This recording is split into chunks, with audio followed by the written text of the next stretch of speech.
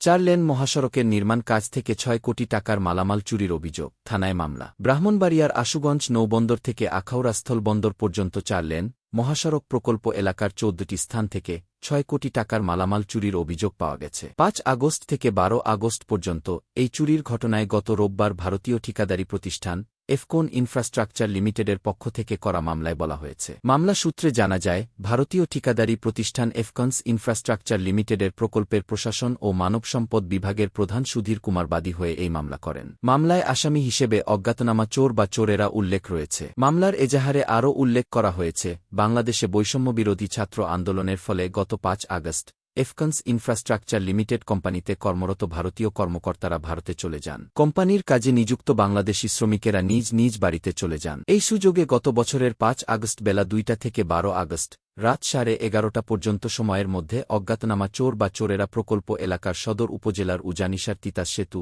Sultanpur, Radhika, Ramrail camp, প্রকল্পের কার্যালয়, রামরাইল বাজার, নয়নপুর, পুনিয়াউট, পৈরতলা, বিরাসার, ঘাটুরা, সুহিলপুর, নন্দনপুর, বিশ্বরোড, খাটিহাতা, আশুগঞ্জ থেকে আখাউড়া নির্মাণাধীন 4 লেন সড়ক এবং চলমান কাজের বিভিন্ন স্থান থেকে নির্মাণ কাজের জন্য রাখা মালামাল চুরি করে গাড়িতে করে নিয়ে যাওয়া হয়। এজাহারের বর্ণনা অনুযায়ী, চুরি হওয়া মালামালের মধ্যে 2,08,11,095 টাকার মূল্যের শাটারিং ম্যাটেরিয়ালস, 43,74,202 টাকা মূল্যের মাইনর অ্যাসেট, 2,08,69,643 টাকার ভোগ্যপণ্য, 1,39,87,500 টাকার রেইনফোর্সমেন্ট চুরি হয়েছে। প্রকল্পের এসব এলাকা থেকে মোট 6,20,42,540 টাকার মালামাল চুরি হয়েছে। ঊর্ধ্বতন কর্তৃপক্ষের সঙ্গে আলাপ করে মামলা করতে বিলম্ব হয়েছে বলে এজাহারে উল্লেখ করা হয়েছে। সোজ ও প্রকল্প সূত্রে জানা গেছে, 2017 সালে আশুগঞ্জ নৌবন্দর থেকে আখাউড়া সীমান্ত পর্যন্ত বিদ্যমান 50.58 কিলোমিটার সড়ককে 4 লেনে উন্নীত করার প্রকল্প নেওয়া হয়। একবার সংশোধনের পর প্রকল্পের খরচ দাঁড়ায় 5,791 কোটি টাকা।